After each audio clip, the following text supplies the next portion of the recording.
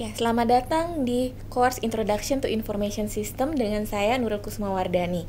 Jika sebelumnya di modul pertama dan kelima Anda semua dipandu oleh Ibu Marisa, maka untuk modul berikutnya akan dipandu oleh saya. Dalam Introduction to Information System ini, section yang akan saya bawakan adalah section 3 dan section 4, di mana section 3 mengenai Introduction to E-commerce. Di dalam Introduction to E-commerce ini akan terbagi menjadi dua modul. Modul pertama yaitu adalah kita akan belajar mengenai types of electronic commerce. Seperti yang kita ketahui, electronic commerce atau biasa disingkat dengan e-commerce bisa juga dibilang EC ya. Kita mengenal dua istilah yaitu e-commerce dan e-business, dan biasanya manusia cenderung untuk mempersepsikan bahwa e-commerce dengan e-business itu adalah sama. Padahal secara definisi itu adalah dua hal yang berbeda, di mana yang memiliki konsep yang lebih luas adalah e-business. E-commerce sendiri didefinisikan sebagai proses pembelian, penjualan, sekaligus transfer dan pertukaran produk maupun jasa dan informasi dengan menggunakan jaringan komputer, atau yang sekarang digunakan adalah melalui media internet. Sedangkan e-business memiliki konsep yang lebih luas lagi dibandingkan dengan e-commerce. Selain mengcover apa yang sudah dilakukan oleh e-commerce, yaitu proses pembelian, penjualan, transfer tersebut, di dalam e-business juga terdapat proses pemberian servis atau pelayanan kepada pelanggan, lalu kemudian juga berkolaborasi terhadap partner. Misalnya di sini bisa jadi partner bisnis ataupun supplier. Lalu kemudian juga melakukan e-learning, dan selain itu juga melakukan transaksi elektronik tidak hanya di luar organisasi namun juga di dalam organisasi itu sendiri. Kemudian jika kita melihat dari electronic commerce itu sendiri, terdapat dua hal. Kita mengenal adanya pure EC atau pure electronic commerce dan juga partial electronic commerce. Bagaimana suatu bisnis itu dibilang dia melakukan pure ataupun parsial, itu tergantung dari the degree of digitization.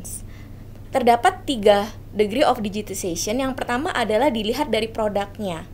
Apakah produknya itu berbentuk fisik maupun digital. Jadi kalau seandainya misalnya kita mau pure EC, otomatis produknya harus berbentuk digital semuanya.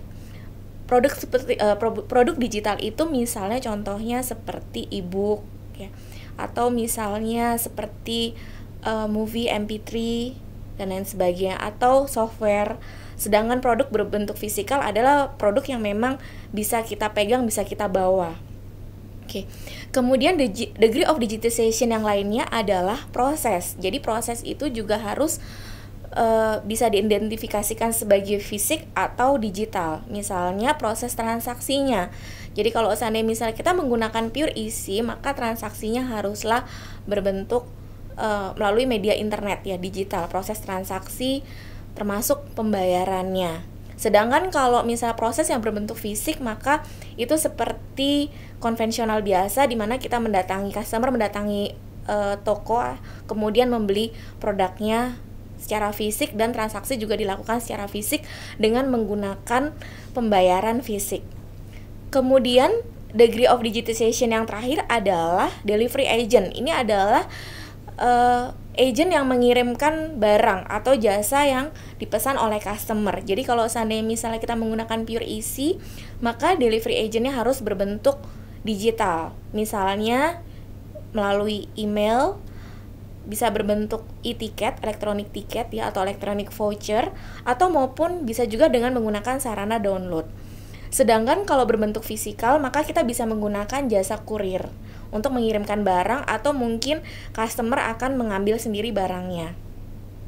Jadi, jika misalnya perusahaan itu ingin memfokuskan pada pure EC atau pure electronic commerce, maka ketiga hal tersebut dari segi produk, proses, dan delivery agent itu harus berbentuk digital.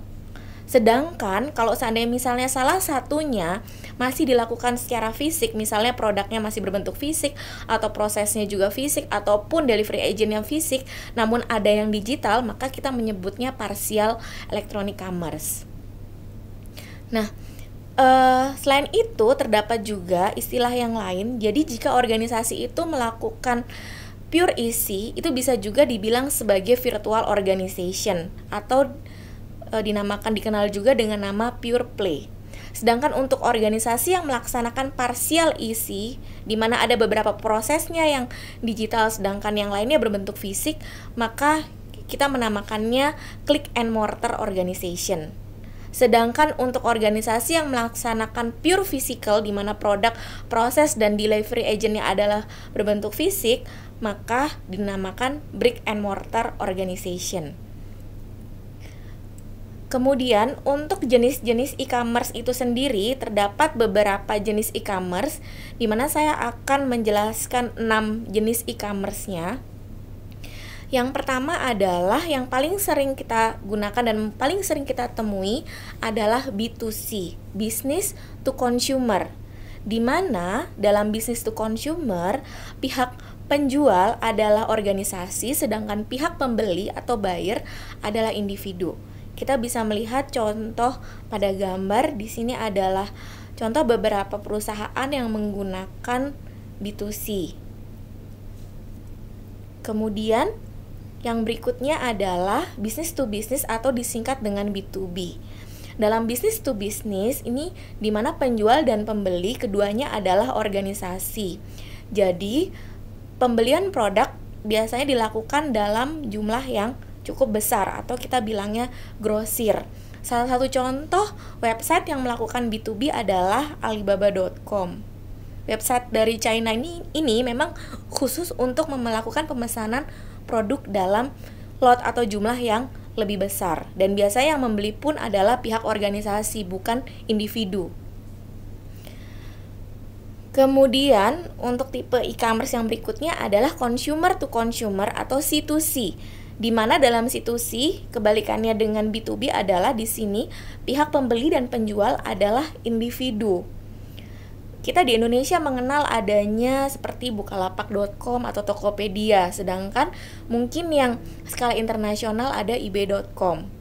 Di situ individu bisa menjual produknya kepada individu lain. Oke. Kemudian untuk jenis e-commerce yang berikutnya adalah business to employee. Jadi pihak organisasi sendiri itu tidak hanya melakukan bisnis dengan para individu atau customer yang ada di luar organisasi, namun juga bisa melakukan bisnis dengan pihak employee atau karyawannya. Seperti yang terlihat pada gambar, ini adalah contoh dari business to employee atau B2E dari McDonald, di mana melalui website ini bisa didapatkan info-info untuk karyawan, lalu kemudian mungkin karyawan juga bisa apply jabatan di lingkungan divisi yang lain gitu. Lalu kemudian misalnya B2E juga bisa digunakan untuk kalau misalnya karyawan ingin melakukan training, mereka bisa melakukan registrasi melalui online websitenya. Lalu misalnya mereka ingin melakukan traveling, jadi biasanya mereka akan melakukan reimburse segala macam biaya perjalanannya melalui website B2E. Ataupun misalnya organisasi itu juga menjual produknya kepada pihak employee namun dengan harga yang berbeda atau diskon untuk karyawan. Nah, itu semua bisa dilakukan dengan menggunakan website B2E. Kemudian kita mengenal adanya jenis e-commerce yang berikutnya adalah electronic government. Electronic government ini terbagi menjadi dua, yaitu government to citizen atau disingkat dengan G2C dan government to business. Government to citizen cenderung dari pihak pemerintah itu memberikan informasi atau pelayanan terhadap masyarakat, misalnya yang dilakukan oleh pemerintah kita seperti NPWP online atau misalnya kita mau melakukan pengurusan paspor online. Nah, itu semua adalah termasuk di dalam G2C. Sedangkan jika G2B di sini lebih ke arah proses procurement dari pemerintahan, misalnya procurement yang dilakukan oleh kementerian-kementerian. Seperti yang terlihat pada gambar, ini adalah website dari Kementerian Pendidikan dan Kebudayaan, di mana dalam website ini khusus untuk proses pengadaan barang-barang yang diperlukan oleh Kementerian Pendidikan dan Kebudayaan, di mana akan dilakukan open tender dan pihak bisnis yang ingin mensupport untuk alat-alat di Kementerian Pendidikan dan Kebudayaan bisa melakukan registrasi melalui website ini. Lalu kemudian yang jenis e-commerce yang terakhir adalah mobile commerce, di mana ini sudah menjadi booming di masyarakat kita sekarang. Kita biasa menggunakan mungkin mobile banking, atau misalnya kita melakukan belanja grocery juga kini bisa dilakukan dengan menggunakan mobile application.